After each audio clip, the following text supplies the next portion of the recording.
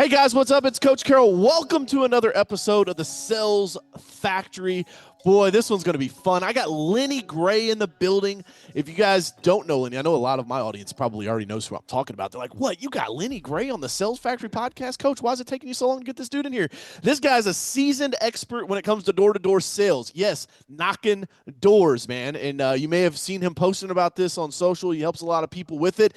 He's been doing this a long time. Started his career in 98 with Orkin Pest Control, where he was named Rookie of the Year. In 2003, he founded Rove Pest Control, demonstrating his entrepreneurial spirits. And over the years, Lenny has personally trained over 1,000 sales reps and has consulted various companies from startups to billion-dollar companies.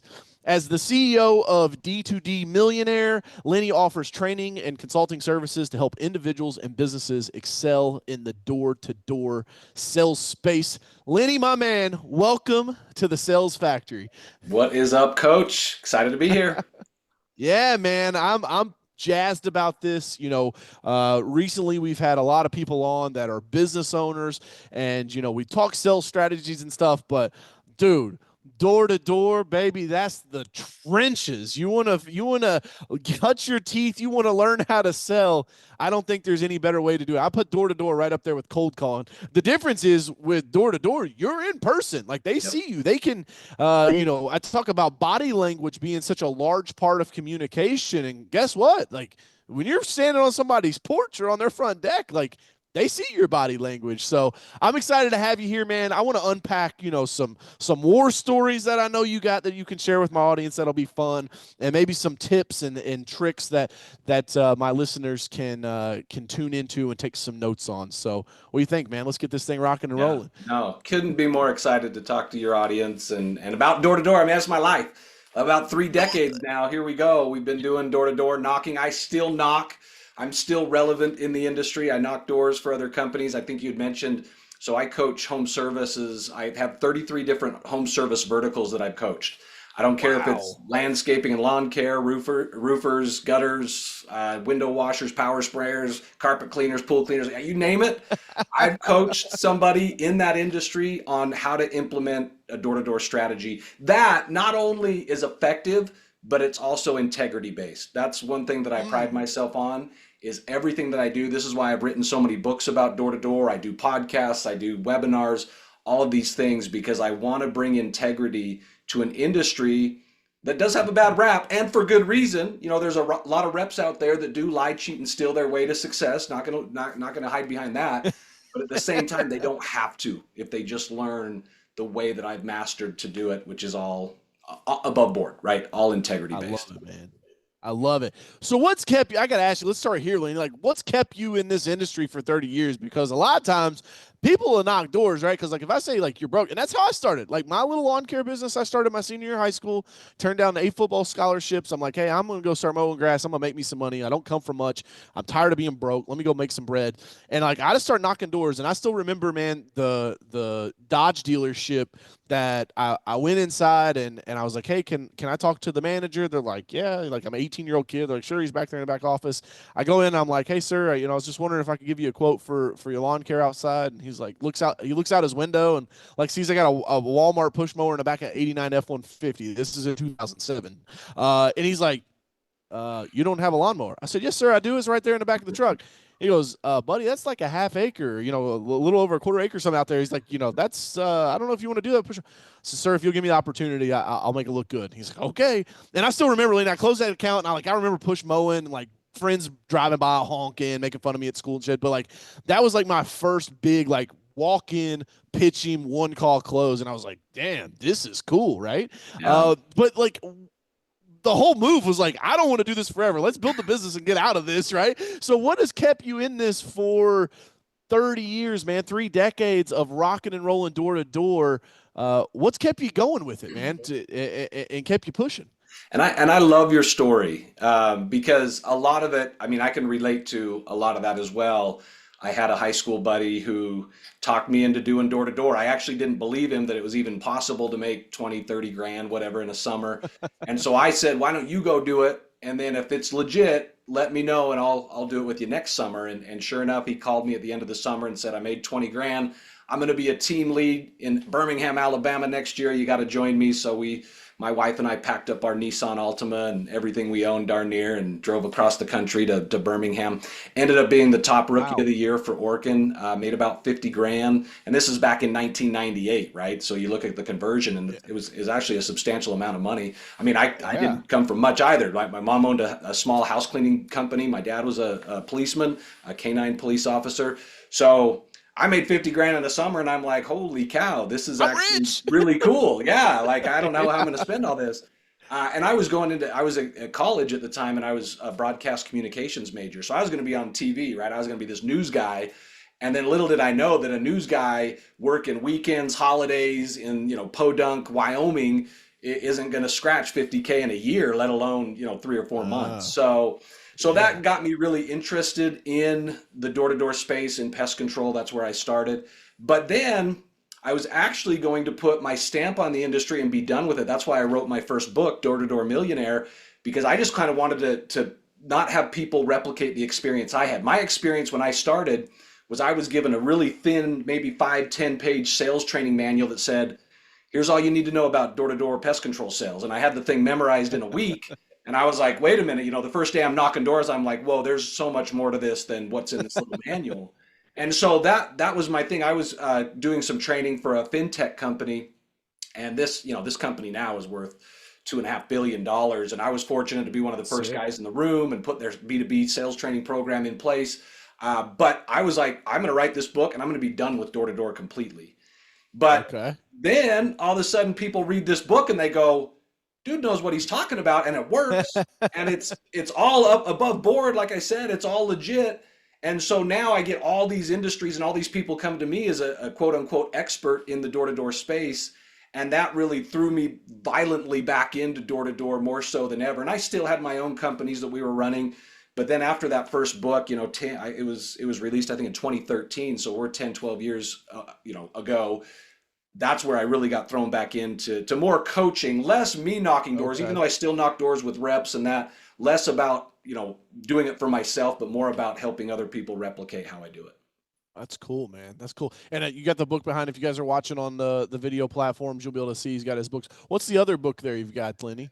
Yeah, so I got Door Millionaire, and then in 2021, kind of a COVID project for me, I wrote more Door Millionaire, more advanced techniques for door to door reps. And then I Okay. actually released two more books just specifically for door to door pest control people. I just released those in December, and those are Okay. rocking and rolling right now as well. So, Love it, man. And I'll tell you, one of my good buddies, Brandon Vaughn, him and I both had power washing businesses. And when he exited and he was getting into the next business, I remember he made a post. And he's like, "What business do you think I'm getting into?"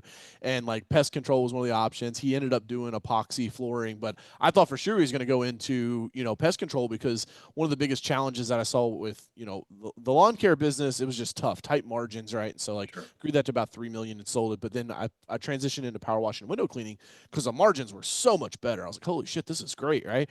But what I quickly realized was, man, geographically bound, seasonality, and most importantly, no recurring revenue. And so I've always looked at the pest control and like the lawn fertilization, which kind of goes hand in hand, right? Pest inside, pest outside, like is a great business to be in because of the recurring revenue of it, and the margins are super super strong. There's no seasonality to it, right? Like sure you could say, oh, you don't spray. It's like yeah, but you just space out those quarterly treatments. It's basically year round. So I'm a big fan of the pest control industry. So shout out to all our listeners that are in that space. You guys probably already know Lenny, maybe follow him online. Lenny, tell me a war story, baby. Like I'm chomping at the bit. I want to know, in being a sales guy and loving sales. I was role playing with my team this morning, first thing 9 a.m. and like I got fired up and I was like, thanks guys for role playing with me. I'm like I'm coaching them, but like I get so much fun out of it because one of the things I drive home the most is like pitch, pace, articulation, right? Tonality is so important in sales and like uh, Tell me a time that you were just like, you maybe it was just getting started. Maybe, I mean, obviously you had some natural chops if you wanted to be on the news. But, talk to me about a war story, man. Give the people the slugfest of the century that you had to go through, or the worst door sales you ever had to make. Let's give them something to go, damn, I guess my sales job ain't so bad after all. Yeah, no, I mean, I refer to door as like the armpit of all sales I opportunities, right? And love I'm a door to that. door guy, but it literally is, and I tell my reps this all the time. If you can do door to door, you can do anything. Because I think of opportunities. I mean, shoot, a shoe salesman, right? They're in the mall. When people walk into that shoe store, they're in the market for shoes. Like Yeah. you're literally creating your own demand when you go out and knock on a door. You have no idea if somebody's ever thought about hiring somebody to wash their windows or to do, power spray their driveway or to do their pest control or trim their trees or whatever, whatever industry you're in. So Right. door to door in itself is really tough. When I started in pest, I mean, the war stories are like almost a daily, right? Or I was going to say multiple times a day. every door. Yeah, I mean, we could talk forever about war stories, but I will tell you this: I think door to door sales reps in general, or people that do door to door, are some of the most mentally tough people around. Because Oh, yeah. just to give you some context, so my third year selling for Orkin, I was down in Jacksonville, Florida. I sold about 700 pest control accounts in about 3.5 months. I had a day in May, a day in June, a day in July, and a day in August where I blanked. I mean, zero sales, and I was averaging 7 or 8 a day, and I still Wow. had zeros. So there's no guarantee in door to door. So it's a battle every day. And I'll tell you, in July I had a zero. I also had my best day ever that summer and that month. I had 23 pest control sales in one day. And so I went Damn. from 0 to 23, and not back to back days, but in the same month. And you just don't know with door to door. So Yeah, man. Holy smoke. And so tell me too, like, because with door to door, I always like what I realized early on was like, okay, I can only go to so many appointments in a day. And so that's why I transitioned to cold calling, and I wrote my book Phenomenal Phone Calls, because like I built it off of cold calling, right? Because I was like, hey, I want to stop showing up these places I don't have appointments. Like, let me get through, I can call 100 people in a day and then set my appointments for next week versus like just popping in. But it's a difficult to do that now if you're in B2C, right? You could do that with B2B, but with B2C, I remember I was at the Green Industry Expo one time in Louisville, right? We always have the GIE here. Huge landscapers from all over ascend into Louisville, drink all the bourbon, have all the fun, drive all the equipment. And I met with a lady from Weedman, which was huge, yep. huge like spraying chemical fertilization type company. And she said when the do not call legislation came through, it just utterly crippled them, because literally she was like, our call centers, she was like, we make millions of dollars between 5:30 p.m. and 8:30 p.m. It's like, Yep. people are home, they're having dinner, we'd ring their phone, they would answer their home phone, and like we would be able to give them a quote, or like, set that appointment. And she said when that went away, it really struggled because they had to kind of pivot into door to door. And so I think there will always be a place for it in the B2C marketplace, right? Yep. What do In fact, you I had go ahead, Liam? sorry to interrupt. I was going to say, I Oh, you're just fine. had somebody from Weedman knock on my door like literally 3 weeks ago. And That's so you funny. say that company, and I'm like, yeah, I know they're doing door to door because somebody came and knocked on my door.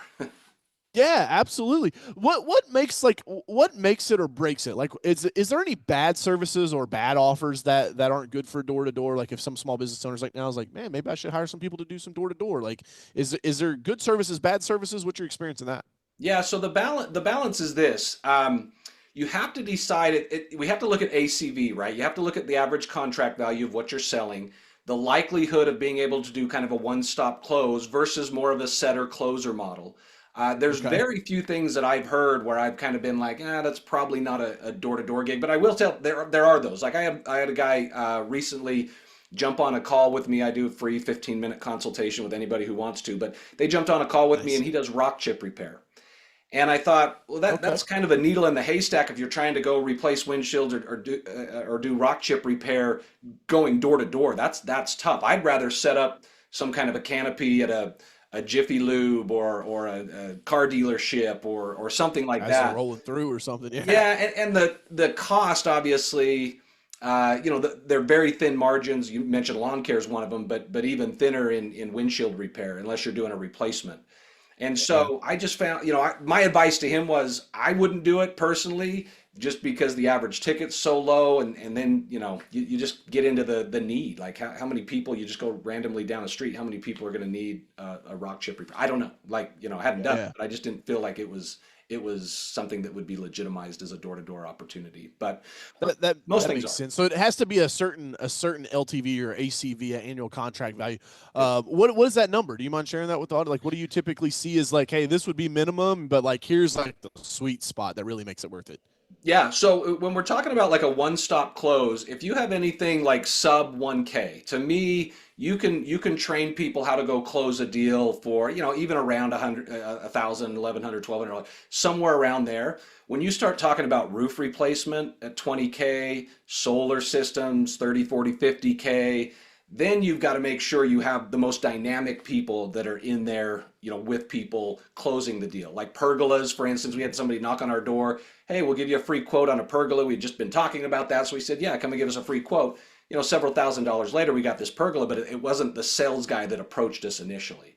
Yeah, it Um, wasn't the setter at that point, right? yeah, That was a setter closer relationship instead of like a one call close. Yeah, so if it's sub 1,000, you can get most people they'll do the one stop close in door to door. If you start getting over 1,500, 2K, 5K, whatever, then it probably makes more sense to do a setter closer to make sure that your talented people are doing what they do best, and that's closing deals. I The like other thing that. to think about too is it doesn't really matter even. Let's go the other direction and say, well, what's the lowest LTV or ACV that we're talking about? You look at that and you go, it then turns into a volume game to me. Right. So if my average ticket is a couple $100, it's like, well, then I just have to have the ability door to door to sell more, so that we look at the total revenue generated by day or by week. Then you can Okay. I start like to that. plug people into that, and then you get into how do you compensate them, and well, it's margins. Every industry is different. Like I said, a lawn care guy and a pest control guy, they might be selling the same ticket contract value, but the margin's very different. Where in pest, you could pay a lot Yeah. more than maybe in lawn care, for instance. That makes sense. That makes sense. And so, like, when maybe there's a business owner right now, is like, maybe that might have been my missing piece, right? To get these people out here. Are these? Do you recommend like, are these salespeople? Are they locking them into contracts, like an annual contract, or is it a monthly pay? Is it collect all the money up front? And what do you see works best on that? Yeah, it can be split up a lot of different ways. That's a great question. So it doesn't have to be contractually based. Obviously, contractually based helps, or if it's a big ticket and you get paid up front, or people finance or whatever, there's more benefit in that. But it also depends on how long you want to pay that rep. Like if you're paying a rep into perpetuity as they're building a book of business, say like an insurance agency, well, now you can look Yeah. at it more big picture as well, and not necessarily what is somebody paying today, but what is that LTV of somebody that's going to be a customer for the next 5 to 10 years, and how can I Yeah. incentivize the rep to sell a book of business that is long lasting. Man, that's so true. We work with some of my tech company, right? We've got our AI platform, Alley. We work with some of the largest State Farm, Allstate, and Farmers agents in the U.S. And certainly the big guys get it, but what we find is a lot of the middle to lower of the pack, man, they don't truly understand what LTV is for their customers. And sometimes we get the bigger agents that don't understand it either, right? They look at it and they're like, hey, I sell a $4,000 homeowners policy, I make $400 on that. It's like, yeah, but if I look at your book of business, your average homeowner policy lives 7 years. So we actually have to take 7 times 400. Okay. Like Yep. that's what your LTV is. And so now it's like, they're like, hey, for me to invest in this or that or this, like I got to get, 6 customers every month. It's like, no, you actually need 1 customer every month. And like net long term, you're in good shape. Right. Yep. And I can't tell you enough, man. Like, Linda, one of my business coaches, I talk about her often in the podcast. She ran Accent Marketing, which is a $100 million a year marketing agency. She said less than 5% of businesses that she finds know their customer acquisition cost and their LTV, Yep. which is kind of scary, right? Because it's a big number that's plays into a lot of equations in your business. And so if you're listening to this right now, I would tell you, sit down and figure out, what'd you spend on marketing advertising last year? If you got door knockers, they go into that as well, and like divide that by however many customers you got. There's your customer acquisition cost. And then your LTV is like, what does your customer spend with you multiplied by how long they stay with you? There's your lifetime value, right? It's actually super simple math, but just a lot of business owners don't do that. And so, anything you want to Yeah. add on that, Lenny? Yeah, I was just going to say, most people get caught in the trap of working in the business, not on the business, right? We all know this. So it's one of Oh, those take that things one to where, the bank. what's that? I said, I take that one to the bank. I got a soundboard over here. We drop a cash register sound for anytime you say something big. I take it to the bank, man. Yeah. Working in the business instead of on the business. You hear it too often. Yeah, you got to take a step back and realize where your dollars are going and what the ROI is on those dollars, right? And you have to look at that. Now, I do know a lot of people in the home service space are trying to find ways to monetize memberships, things that have some kind of a recurring nature, like a lawn care, like a pest control, even like our window washer. Like we have a window washer, that comes and he set us up on a quarterly plan, when he came. Yep. That people trying to think through that. I have an agreement with a company that's a garage door company, for instance.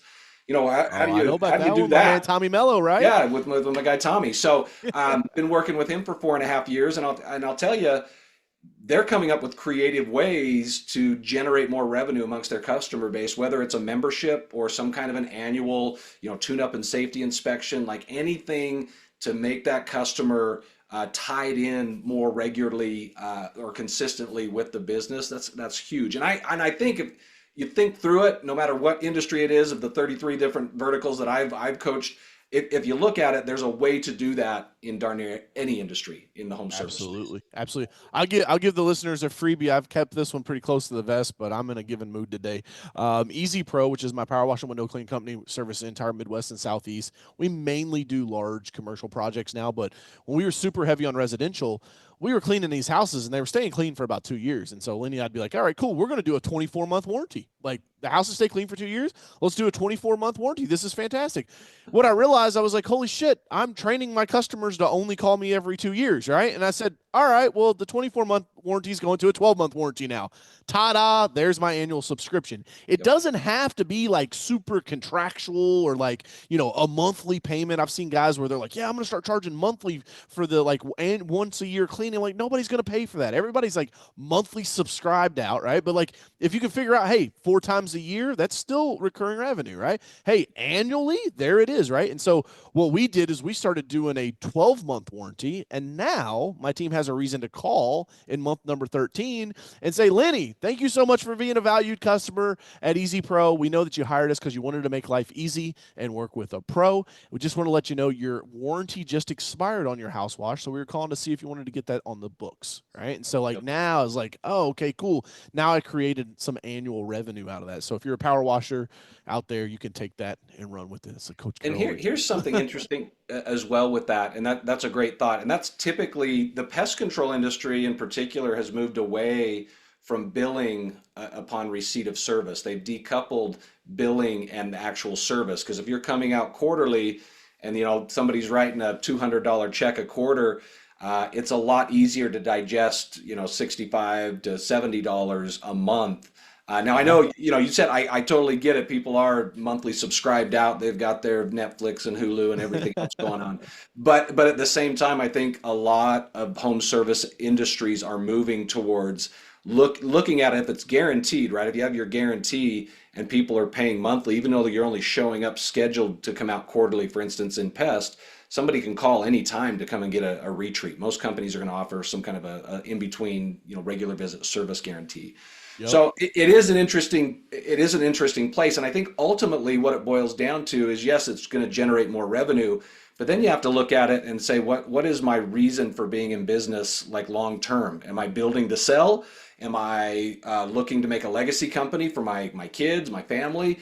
Do I want to just, stay in this until the day I'm 6 feet under? You have to kind of ask yourself those questions, because strategics, private equity, they're looking at things on that recurring revenue. They're looking at how long the business, the healthier the business, the more longevity the customer base has. And so they're even valuing customers in the same company very differently, not just how long they've been with the company, but also how that customer was acquired. So 100%, man. yeah, there's a lot to look at there. And it's the reason why if you go upgrade, I just got the new iPhone and it's like, I was like, well, how much is it? And they're like, whatever, $1,200, $1,600. And I'm like, and they're like, or you can just put it on monthly payments. I'm like, well, what's the interest on that? They're like, there is no interest. I'm like, the fuck? I'm like, why would you Why let me wouldn't I pay do 12? it? Yeah. Why can I pay the same, like just the same purchase price over 36 months or whatever? Yep. And it's like, because the stock market values that $35 a month payment at a higher multiple than my one-time purchase every 3 years, which is like crazy. Because like if you're not in this world, you're like, it's the same money. Why the hell would that? It's like listen, those private equity guys got their own way of doing it, I guess. But you're exactly right, man. That they look at that. I just got back from I'm in Dan Martell's SaaS Academy, and I just got back from California, and one of the guys that spoke on stage, he said, when he went to sell his business, private equity guy was like, hey, just send me your Stripe data. We'll start there. He comes back and he was like, okay, I broke your business down into basically 4 types of customers, 4 different subscription levels. So we'll pay you this much for these people, this much for these people, this much for these people. And it was all different multiples based on like what they were spending, how long they've been with them, etc. And the guy's like, no, I don't want to sell my business like that. And I was like, all right, well, thanks for tuning in, right? He's out after that. It's so crazy, man. But I think you do have to, Lenny, if we back up what you said there, you got to start with the end in mind. Right? Yep. Because too often, man, I say this on social all the time, don't get caught running a race with no finish line, right? Yep. And because if not, you're going to wake up one day and be like, whoa, where did my life go, right? Like what did I just spend 10, 15, 25, 35, 45 years working on, right? If there's no end in mind. And then with that, I always put the asterisk on it and say, dude, make sure you're happy. Life is too fucking short. It's too serious. None of us make it out alive to go through and not be happy. And so, like, if you're not happy with what you're doing, move. You're not a tree. You're not stuck. 100%. No, I couldn't agree more. And I think, what kind of lifestyle do you want to live? What do you want the business to do? Do you want it to support a lifestyle, or do you love running the business? Is that your lifestyle? I mean, my business partners and I, we're You all love different. getting punched in the face every day. Yeah, I mean, I will tell you though, my business partners and I are all very different. We all have different hobbies and likes and interests, and time with our beyond our families, just what our level of interests are. And it's okay. Like, we can all come to some kind of an agreement. But I will say this: every year we kind of look at our companies and say, of course we're for sale every year, because if the right opportunity comes along, we'd be foolish not to. So we build our company in a way that's going to provide the most value, not just to our internal employees, our employee, or our internal customers, our employees, but also those external customers, to make sure everybody's getting taken care of. So our company is viewed at the highest value possible. That's what we're creating. And if we never sell it, then fantastic. We've created a great organization. We've created great employees to have great experiences with us, and great customers the same. So it really, yeah, I mean, if you're not building your company with the end in mind, like you said, I think you're doing not only yourself a disservice, but your employees and your customers certainly. Yeah, man. And I think it's so important. Ken Cap, he's the treasurer of the Pendennis Club where I'm at, but he does business M&A. And I don't know, he's probably got to be 70 or 80 years old even at this point. And he told me, he said, DJ, because I asked him, we were having lunch one time, and I was like, this is early in my career, and I was like, how big do you have to be to sell? And he's like, you're asking the wrong question. Yeah. He said, I'll tell you this: there's no such thing as a company too big to sell. And he said, so if you play with that in mind, it's like, just go make as much money as you can, right? It's like, there's never been a PE firm. It's like, oh, too big. Oh, you do $6 billion a year? No, you're too big for us to purchase, right? Like, you might not be. They might not be able to purchase you, but there's another person that would purchase them. It's the next PE group up the chain, right? Like, they all just sell to each other. Eventually, when you get in that rat race, anyway, you just start at the top instead of down at the bottom or in the middle. That's all it is. Right. So, I love it, man. I love it. I want you to give me 3 characteristics that you see if a person's going to say, hey, I want to be a door-to-door sales guy, and I'm going to be professional. I'm going to do this above board. I've read Lenny's books. I got the 101 and the 102. I'm ready to rock and roll. What are the 3 traits that person must possess in order for them to be successful? Yep, love it. So number 1 is hard work. And with hard work, we actually define it in our company, because I could do 100 interviews with 100 different prospects, and every single one of them, if I say, what are 3 of your top traits, every single one of them, like literally 100% of the time, they'll say I'm a hard worker. what hard work means to a farm kid versus a kid, that takes out the garbage once a day and thinks he's working hard is very different. So Yeah. we actually define hard work, and in our company for our reps that go door to door, and it varies from space to space, but in our company, to work hard, you have to give 1,000% effort, 100% effort every door, and you have to talk to 7 prospects an hour when you're out knocking. And the only way Okay. you get out of that 7 prospects an hour is if you've sold somebody within that hour. So we go 7 Okay. hours a day, 7 prospects an hour. We say you talk to 50 people a day. We round up one, and we say you've got to at least talk to 50 people a day. Prospects, Okay. not the teenager who answers the door or the house And that's not just maid or whatever. knock 50 doors. That's not Oh, just knock 50 doors. we That's don't track talk to that. people. You got to No. look into a set of eyeballs 50 times. Yes, a decision maker. So I think one of the biggest wasted movements in door-to-door KPIs is how many doors did you knock. I've never sold anybody just knocking one. Ah. So I just think it's a wasted movement personally. Okay. But for us, yeah. So you got to talk to 50 people a day. The target is 7 people an hour. If you're working a 7-hour day, and I realize that can change during the course of the year with daylight and those types of things. But in general, that's kind of what we're looking to. So hard work is number one, and we define what hard work is. Don't just tell somebody to go work hard if you can't back it up with statistics to let people know this is what it means to work hard in this situation or in this company. Okay. Second is mental toughness for sure. As I mentioned before, door to door is not for the faint of heart. Door to door is difficult. You could go from the nicest person in the world to the meanest person in the world taking 25 steps. Like that's just the nature of the Wow. game in door to door.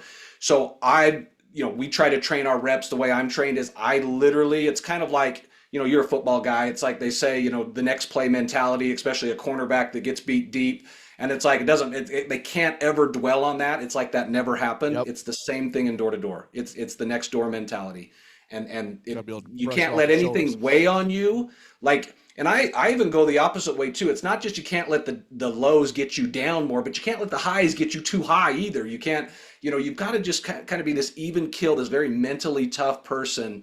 I would say the third thing is just commitment. Anybody who does door to Okay. door sucks when they start. Like I sucked when I started. My COO, when his first 2 weeks, didn't make a darn sell, and he was about to quit, but he didn't have the money to find a flight home or even take a bus ride home. He didn't have a car. He was dropped off out in the middle of New Mexico, right? And he was from Idaho. He's like, I'm stuck here. Ends up being the top rookie in the company because he was committed. I said I'm going to start on this date and end on this date. I'm just going to do it. And so I always say you've got to talk to 600 people on the doors before you can even determine what your level of success is going to be. So for us, that's 2 weeks, right? If we're knocking 6 days a week, we're talking to 50 people a day. In 2 weeks, I've talked to 600 people. Now we can actually start talking about what kind of success you can have in door-to-door sales. Wow, man. I love that. That was killer, dude. Take that one to the drop a cash register on that one. They can put that one to the bank, man. I love it. I love it. It's a math equation to me. The crazy thing is, DJ, everything in door to door, as crazy as it seems, it's all a math equation now because I've been doing it so long. And Yeah. even to the point that I've systematized the process of what to say when that person answers the door, all the way through objection, all the same sales process everybody else goes through to solidifying the sale, closing. Like everything's in a 6-step process that's got sub steps within those steps.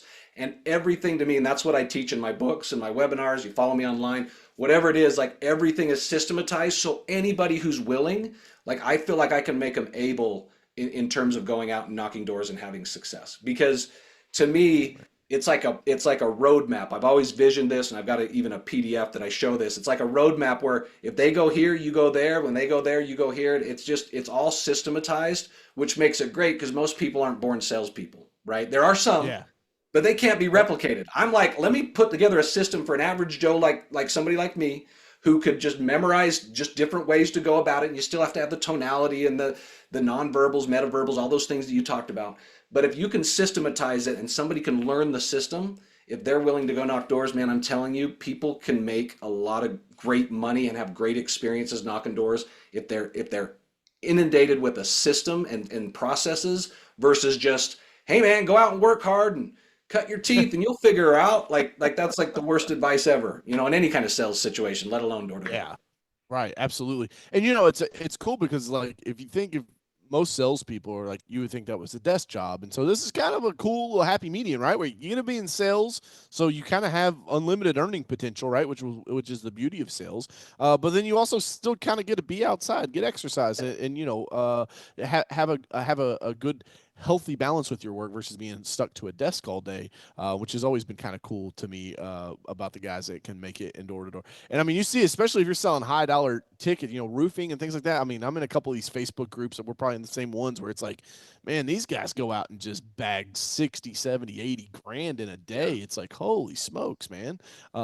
Pretty crazy stuff. So that's cool, man. I like that. I appreciate it. And then you said, you've got YouTube channel, social and stuff like that. You put out a ton of content. How can people follow you if they're like, hey man, I'd like to learn maybe a little bit more about this door to door stuff?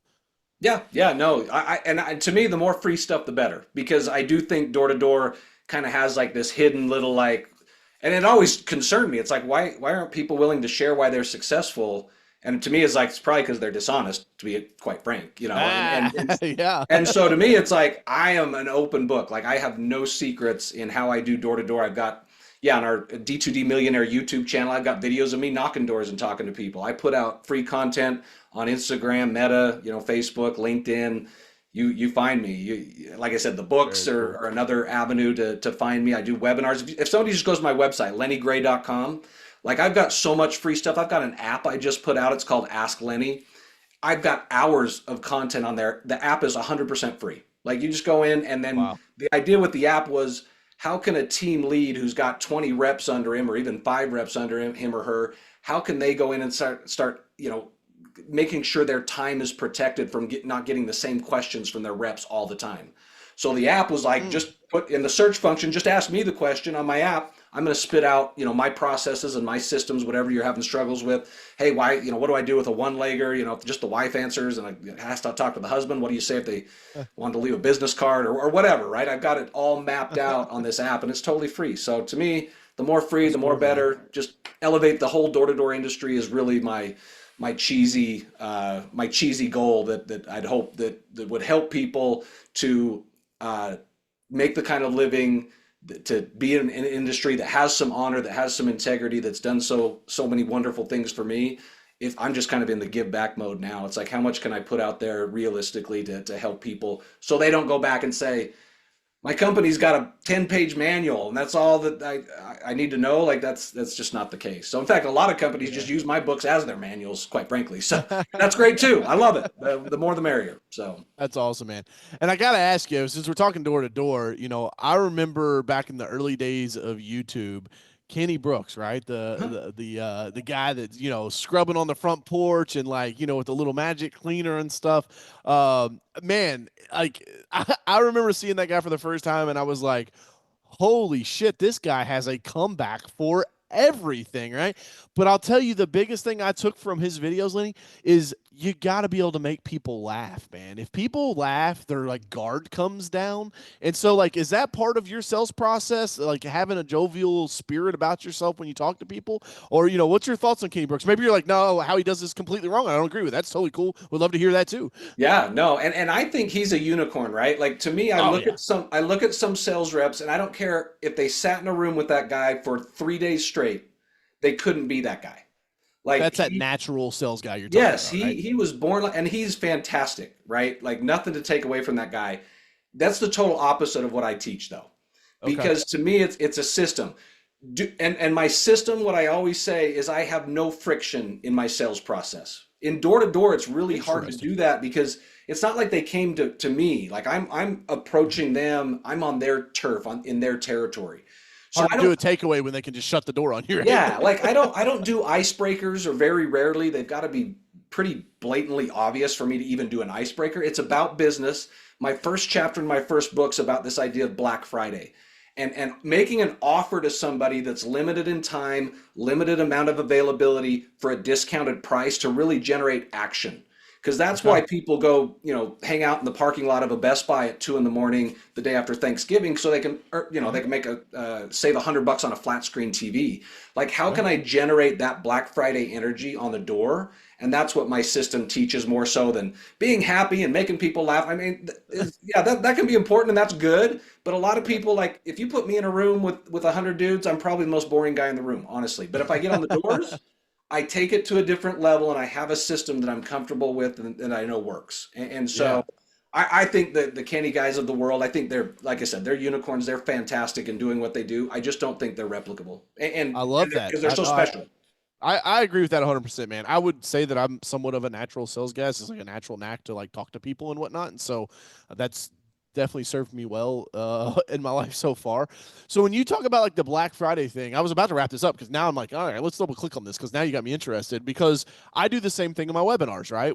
I use the Russell Brunson perfect webinar method to where I stack a bunch of bonuses. It's a limited time. We only do 20 of them per webinar. There's a timer countdown. It's only good for the day and it's at a discounted price. You know, you get almost $8,000 worth of bonuses for about $397 a month, right, of our services. And so, you know, it's a huge discount. And so I'm tracking with you what you're saying there.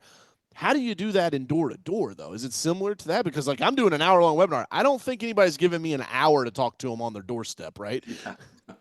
Very true, very true. So, and the idea for me, I mean, like I said, it's the first chapter in my first book called Black Friday. That was always kind of my thing, and it's because my mom was a big Black Friday shopper. I think is why this, Okay. you know, I really nerded out on this whole idea of Black Friday, and I ran all the statistics, read all these articles and different things about it, and you know, people dying, trampling over each other, trying to, you know, It save used to be money. it used to be crazy. I think it's settled down Cabbage some. It's not Patch. like when I was little, you know what I No, mean? no, Like, it's not. You know, they got Cyber Monday now too, right? So now you've got this other holiday that you can just go online and stay in your pajamas and do it all fractionalized, yeah. now. So Yeah. it has changed, but the concept conceptually it's the same thing, right? Like and like I said, the three elements of Black Friday that I broke it down to try to like have it make sense to me is for a limited amount of time, right? It's Black Friday. They've said it's the Yeah. day, basically, is what they're saying. With a limited amount of availability, we've got 100 flat screen TVs that we're giving away at whatever discounted price is. So if you have those Okay. three elements in your pitch, and I'm going out and I'm selling pest control, garage doors, if I'm selling lawn care, whatever it is, if I can come in, and it doesn't matter what the numbers are, what the discount is, like we've done research on all this. It doesn't matter what the discount is. The thing that matters the Interesting. most is how much energy and excitement you have in the discount, because most people don't know what the price of an average home service is anyways. And then Yep. the availability, it doesn't matter how much is available or not, just that there is a limit. That's what Okay. incites action. So you get the discount, you Interesting. get it for a limited amount of time and a limited amount of availability. That's what generates interest. So when you're on the doors, yes, you have to consolidate that time frame. You don't have an hour to do it. You have, you know, maybe 3 minutes to do it. And you have to have those Wow. elements in there. I teach it in my first, you know, we call it the initial approach. It's the first 20, 25 seconds of a conversation. It's a 5-step process. Step number 3 in that is you have your Black Friday offer. So if you're out there thinking you're a business owner and you're like, man, I need to do something like this. I need to have door-to-door reps. The best thing you can do for yourself is make sure you offer your door-to-door team an exclusive offering that somebody can't get online. They can't get calling into the call center. They can't get on some other ad that you're running on a radio spot or a mailer. Just have Okay. something, and it doesn't have to be crazy. It could be a $5 difference. It could be just an additional throw in for an additional service. But if a door-to-door rep's going out getting business, the best thing you can do for that rep is give them something exclusive so they're bought in, where they know, hey, while I'm out on the street today, I can actually go ahead and take care of your windows. I can do it for a huge discount compared to what you can get other times of the year because we've already got the truck here on the street, for instance. Wow, I love that, man. I love that. And before we wrap up, Lenny, can you give me your best like first 20 seconds, man? Like I open up the door and I'm like, oh God, a door to door guy. Let's give the people a little taste because maybe somebody's on the fence, right? They're like, I might go buy this book. I don't know if I want to buy the book, right? Like maybe this is our way we hook them, Lenny. 30 years of experience, baby. Like Coach Carroll opens up his front door and there's standing Lenny to sell me some pest control. What's this look like, man? How's this go? Yeah, I'll give it to you straight up. And I'm actually going to break it down as I go through it so you can act. Because when I say it, I guarantee you the listeners are going to go, that's easy. I can do that. I guarantee you can. It's going to take a lot of practice. This is 30 years in the making. So I kind of want to break it down as I go through it. Step number Perfect. 1 is going to be introducing who you are. The worst thing you can do on step number 1 is ask a question. Most people, they answer the door and you say, hey, coach, how you doing today? Right? And control is a huge part of door to door. Like I said, frictionless control. I'm not Sales controlling. 101. I just need to control the conversation. So the minute I ask a question, I mean, I'm a door-to-door guy. I got 2 strikes against me. They don't know me. They didn't invite me. So if I give them control right away when they open and you open the door and I say, hey, how's it going today? I can get a lot of, hey man, look at your lapel. Oh, pest? Yeah, no, we're good. Slam the door. I don't even have a chance. So step number 1 is who you are. They open the door and I say, hey there, my name's Lenny. I'm just a bug guy out bugging a few people. Okay. So we put it out there. I'm with Rove Pest Control. It doesn't have to be funny. It can just be, I'm the route coordinator for Orkin, whatever, right? You just, who you are. Step number 2 is why you're there. The reason why you're there is because you're generating this idea of keeping up with the Joneses. You're keeping the idea of the momentum that you're bringing in the neighborhood. So I call this step number 2 is using a relevant name drop. What I mean by a relevant name drop is it gives you justification for knocking on that person's door. You have to know neighbors that they're more likely to know as well.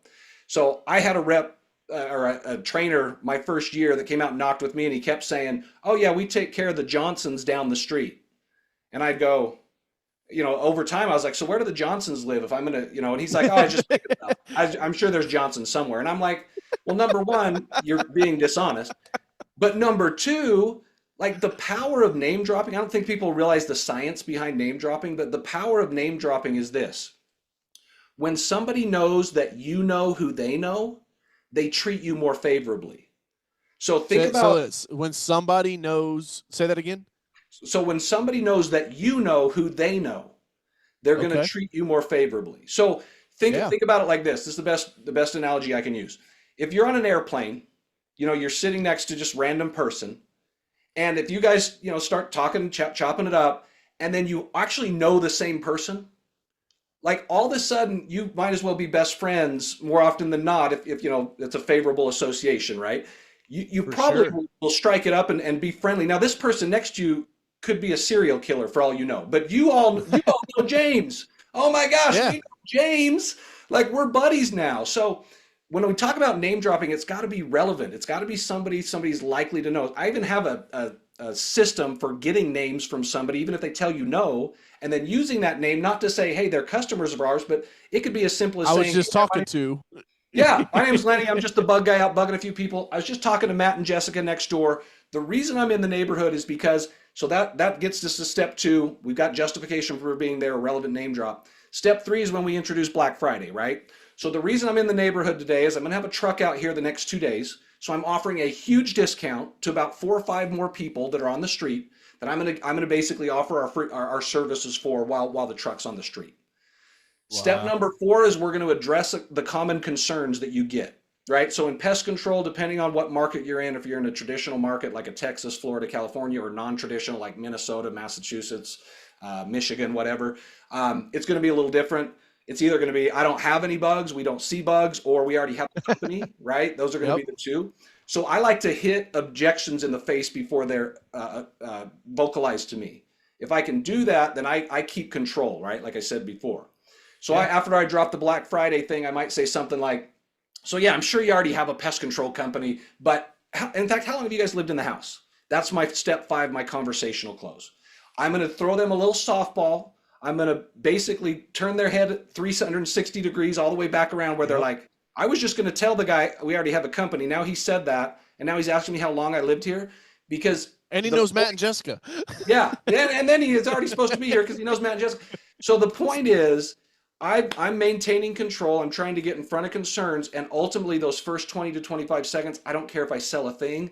The whole thing, remember this more than anything I've said, the whole thing about those first 20 to 25 seconds, the initial approach is this. How can I start a conversation with somebody? Because that's what makes this work, is starting. Now, some people are going to say, no, we're good, man, not whatever, And so the next step of my 6-step process, and we don't have the time probably today to talk about, but that's the 5-step initial. The next thing is I've got 5 main qualifiers that I've reverse engineered every sell I've ever made on the doors. And at least one of these things is prevalent at every sell I've ever made. Most of the time it's 2 or 3 of these things. But if now I can take it from I'm starting a conversation with somebody to now seeing, do they fall into one of these 5 categories that makes me know they're worth my time? I don't base things on, am I worth your time? It's, are you worth my time? And so we go from initial approach, 20 to 25 seconds, to now I'm going to try to qualify this person. If I can't qualify him, guess what I do? I move on to the next door. No big deal. Yeah, man. Take that one for the bank, guys. Lenny, I'm gonna have you back again in the sales factory, and we'll break down the qualifiers on the next time we have you in, man. But that was fire. The people that jumped out of the podcast didn't make it to the end. They missed it, bro. They missed it. That is killer. I'm making a note to my team right now. Tease that at the beginning of the podcast. That'll make everybody listen through. Lenny, I appreciate it, man. Guys, if you all haven't picked up Lenny's book, if you haven't checked him out online, please go do so. Lenny Gray, the Door Millionaire. Lenny, thanks for coming to the Sales Factory, man. This has been fun. Yep, good man. Cool, guys. Well, hey, on the outro, here we go. You guys know the rap. Make sure you hit like, subscribe, share, leave a comment, leave a review if you haven't done so already. Helps the podcast get in front of more people so we can help them achieve their dreams. Until next time, I'm your host, Coach Carroll. Hustle. It's worth it.